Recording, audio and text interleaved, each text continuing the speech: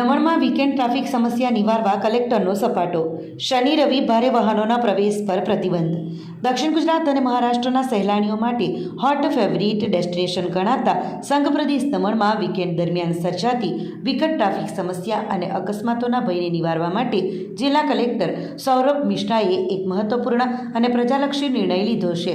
દમણ પ્રવાસન સાથે મોટો ઔદ્યોગિક વિસ્તાર હોવાથી અને હાલમાં ચાલી રહેલા રસ્તાઓના નવીનીકરણની કામગીરીને લીધે રજાના દિવસોમાં અહીં ટ્રાફિકની ગંભીર સમસ્યા સર્જાતી હતી અને વાહનોની લાંબી કતારો લાગતી હતી.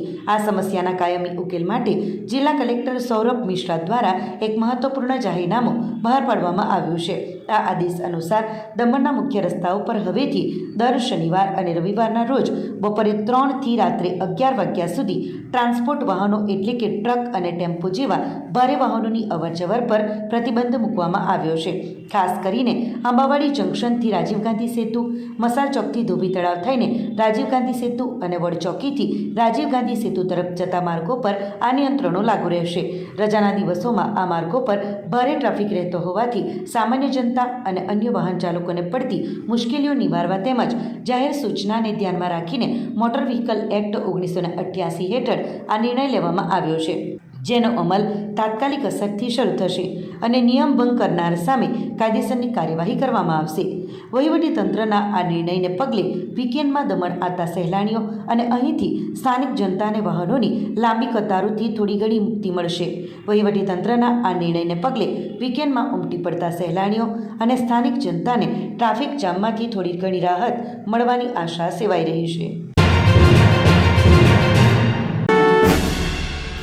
એસઓજીની ટીમે વાપી ટાઉન પોલીસ સ્ટેશન હદ વિસ્તારમાંથી 30.48 લાખના હાઇબ્રિડ ગાંજાના જથ્થા સાથે 2 આરોપીઓને ઝડપી પાડ્યા.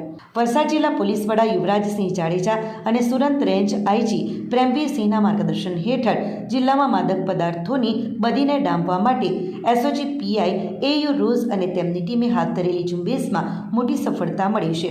વાપી ટાઉન વિસ્તારમાં મચ્છી માર્કેટની પાછળ રાઈસ મિલની સામે આવેલા સમર્થ પાર્ક બિલ્ડિંગમાં એસઓજીના હેડ કોન્સ્ટેબલ કિરીટસિંહ ધરમસિંહ અને મોહમ્મદ સફી સુલેમાનભાઈને મળેલી સંયુક્ત બાતમીના આધારે દરોડા પાડવામાં આવ્યા હતા. આ કાર્યવાહી દરમિયાન ફ્લેટ નંબર G2માંથી સંતોષ પ્રકાશ કનોજિયા મૂળ રહે ઉત્તર પ્રદેશ અને દીપેન મનોજ પરિહાર મૂળ રહે રાજસ્થાન નામના 2 શખ્સોને ઝડપી લેવામાં આવ્યા છે. પોલીસે સ્થળ પરથી ગેરકાયદેસર રીતે રાખવામાં આવેલો 0.871 કિલોગ્રામ કિંમતી હાઇબ્રિડ ગાંજાનો જથ્થો કબજે કર્યો છે, જેની બજાર કિંમત ₹30,48,500 અંદાજવામાં આવી છે. આ ઉપરાંત આરોપીઓ પાસેથી રોકડા ₹1,35,000, 3 મોબાઈલ ફોન જેની કિંમત ₹1,70,000, એક એક્સેસ મોપેડ કિંમત ₹50,000 અને ગાંજાના વેચાણ માટે રાખેલી પ્લાસ્ટિકની કોથળીઓ સહિત કુલ ₹34,03,500નો મુદ્દામાલ જપ્ત કરવામાં આવ્યો છે. ઉલ્લેખનીય છે કે પકડાયેલા આરોપી સંતોષ કનોજિયા અગાઉ વાપી ઉદ્યોગનગર પોલીસ સ્ટેશનમાં પ્રોહિબિશનના ગુનામાં પણ સંડોવાયેલો હોવાનું તપાસમાં બહાર આવ્યું છે. હાલમાં એસઓજી વલસાડ દ્વારા બંને આરોપીઓ વિરુદ્ધ NDPS એક્ટની વિવિધ કલમો હેઠળ ગુનો નોંધીને આગળની કાયદેસરની કાર્યવાહી હાથ ધરવામાં આવી છે. ઉમરગામમાં સગીરાની નિર્મમ હત્યાનો ફરાર મુખ્ય આરોપી પંજાબથી ઝડપાયો. સને 2022માં ઉમરગામ ખાતે 17 વર્ષની સગીરાની નિર્મમ હત્યાની ઘટનામાં છેલ્લા 4 વર્ષથી ફરાર રહેલા મુખ્ય આરોપીને ઉમરગામ પોલીસે પંજાબ રાજ્યમાંથી ઝડપી પાડી મહત્વપૂર્ણ સફળતા મેળવી છે. પ્રાપ્ત વિગતો મુજબ ગત તારીખ 25/8/2022ના રોજ નાની દહાડ રોડ વિસ્તારમાં સગીર બાળા ટ્યુશનમાંથી ઘરે પરત ફરી રહી હતી. તે દરમિયાન આરોપી પંકજ યોગેન્દ્ર પાસવાને છરા અને ચપ્પુ વડે ગળું કાપી તેની નિર્મમ હત્યા કરી હતી. ઘટનાને પગલે ઉમરગામ પોલીસ સ્ટેશનમાં ઇપિકોની કલમ 302, 120B તથા જીપી એક્ટ કલમ 135 મુજબ ગુનો નોંધાયો હતો. તપાસ દરમિયાન હ્યુમન ઇન્ટેલિજન્સ અને ટેકનિકલ સર્વેલન્સના આધારે આ કેસમાં સંડોવાયેલા 3 પૈકી 2 કાયદાના સંઘર્ષમાં આવેલા બાળ કિશોરોને ગણતરીના કલાકોમાં ઝડપી લેવામાં આવ્યા હતા. જ્યારે મુખ્ય આરોપી ઘટના પછીથી ફરાર હતો.